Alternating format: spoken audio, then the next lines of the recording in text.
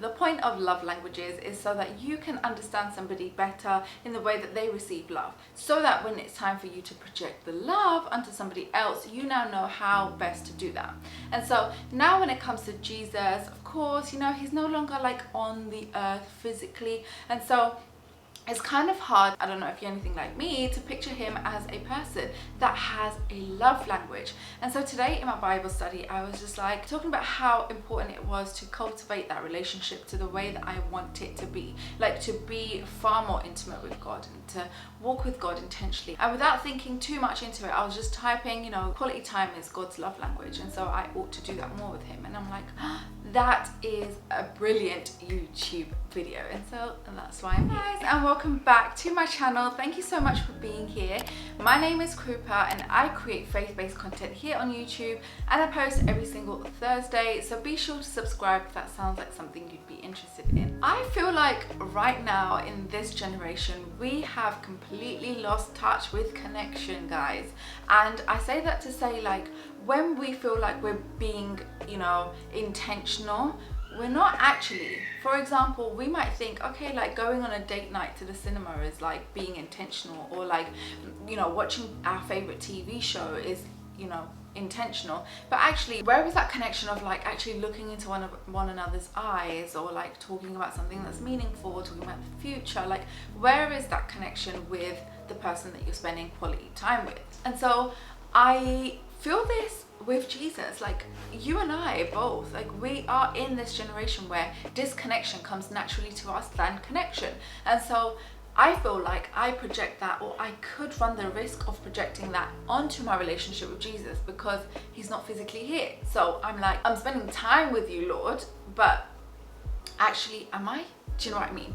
So let's talk about quality time with Jesus. So let me run through the 5 different love languages really quickly. So words of affirmation is, you know, praising, etc., using words to affirm somebody, right? Another one is gifts, so giving gifts and thinking about someone like that.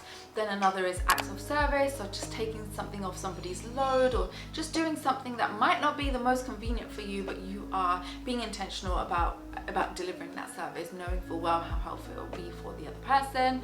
Then quality time that we're going to dive into, and then touch, which is obviously touch. That will be the 5. And so the reason why I say quality time is the most important to Jesus, because this is where that aspect of connection and intimacy happens. Now think about it like this. Imagine your spouse, or maybe someone that you're courting, someone that you're supposed to be like intimately getting to know. And intimacy is not just bodily intimacy, it could be like via your mind, just connecting via spirit, like just connecting. Okay, I don't know, connecting via spirit, if that's the right way but to think about it, but anyway, you get the point, you get the gist of what I'm saying. So in terms of quality time with Jesus, I want to leave you guys with 3 options that used to work for me, that currently are a little bit modified to suit my context. These 3 things really helped me and help me still with my relationship with God and that special connection that I get with him. Because here's the thing, when we are doing things unintentionally, or like we're doing things that are slightly disconnected from the connection that we could be having, we are fooling ourselves. We're not fooling Jesus, we're fooling ourselves, because actually the oomph to life that we would have gotten with that connection with Jesus and with that like real personal relationship with him and real deep intentional connection with him, we are now shortchanging ourselves because we decided, sis, to do things that was potentially disconnecting us from Jesus, when we should really be using that time to connect with him. Does that make sense? Okay, let's get into it. Number 1, and it's the most obvious out of all, but actually so key, is to actually get rid of distractions. That's it, point blank. Don't put your phone on do not disturb, because it will disturb. It's right there. It's programmed for it to notify us or vibrate, and for us to be like, oh my gosh, we need to urgently check this, when nothing is urgent about it. And so to physically remove these items from the space in which you're going to use to spend time with Jesus is important, because A, it's intentional, Nobody's messing with that. And B, literally nothing can distract you, which means you will be able to like really zone in and focus. Just like if you were to spend time with your husband or spend time with the person that you're getting to know. Imagine you are in a deep conversation with this person and then your phone buzzes and you get a text from Shaniqua telling you that tomorrow your 7 p.m. appointment with her at the park is now 8 p.m. okay? And now instead of you like really going with the flows of connection, you are now focused on this text. You are now breaking your attention span with this person, and now half of it, perhaps maybe 80% of all of it, is now going to Shaniqua's text because she's now told you that 8 p.m. is now 7 p.m. and you're like, does that work for me? I don't know. Do you see what I mean? Like that train of connection, that time of intimacy was just like bam. And even if it's do not disturb, like just don't take the chances. How about that? And this is transferable to your relationship with your husband. Maybe like when you're spending quality time with him, put your devices away. It's as simple as that. It's so hard to do because we're so connected to these devices, but actually there is power in just saying, do you know what, for the next hour I'm not going to check my phone. And honestly, what is the likelihood of anything urgent happening in the next hour? And can it wait for the following like hour and 5 minutes? Yeah, cool, then I'll check it then. And also I think doing that gets you in the mindset of actually having a connection with him, because then now you're like, okay, I have done this act so that I can put my mind and my head and my energy to this. Therefore, why would I waste that effort and not be intentional in this time and in this space? Do you know what I mean? And so that simple act will be somewhat a psychological thing of you saying, look, brain, this is what we're about to do. Look, spirit, this is what we're about to do, not that. Therefore, we need to be 100% engaged in this. Does that make sense? So number 2 is a little bit strange, okay, but stick with me. So I used to do this so much when I was like single, in my family home, in my own room. Like I used to be that person that like will be in the room 24/7 unless she was like eating or watching TV with the family.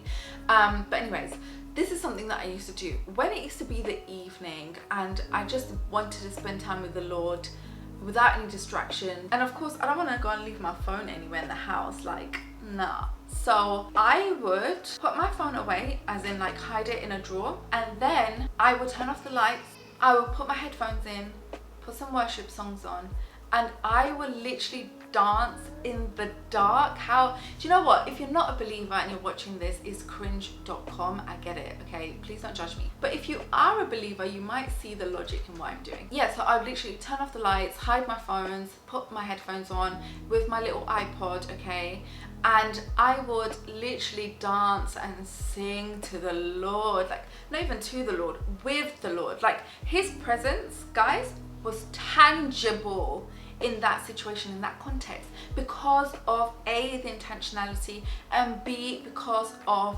the lack of distractions.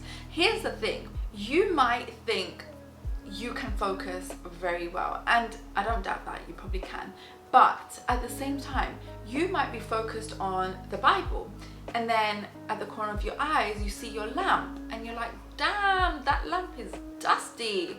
And then you might look up and you might see that the curtains have a stain on it, and you're like, I need to put that thing in the wash soon. And now, talking about the wash, I should probably do a load, because actually the laundry basket that I see to my left is full, and I need to now let that dry so I can wear the jeans that are in there tomorrow. So tomorrow I'm going to meet Shaniqua at 7 p.m. now, not 8 p.m. So I need to do a lot of things today. Do you see what I mean? Like you're distracted. Your train of thought is just like boom, boom, boom, boom, boom everywhere. And so having the room dark and being intentional about saying, you know what, Lord, nothing is going to distract me. Like you and I are going to hold ourselves here together, okay? We're going to dance. Another thing about the headphones, instead of like music out in the atmosphere, is because again, like things are just too distant. I can't quite explain it, but like there was power in putting the music into my ears directly, as opposed to having it in the atmosphere and just out loud, because now it was in me. So I can't let anything be a distraction. I can't, like, nothing is getting access to me, like nothing at all. My ears are right here, my brain is right here, like the connection is, and I don't know if this is scientific at all, but like it worked. So that's what I'm telling you guys.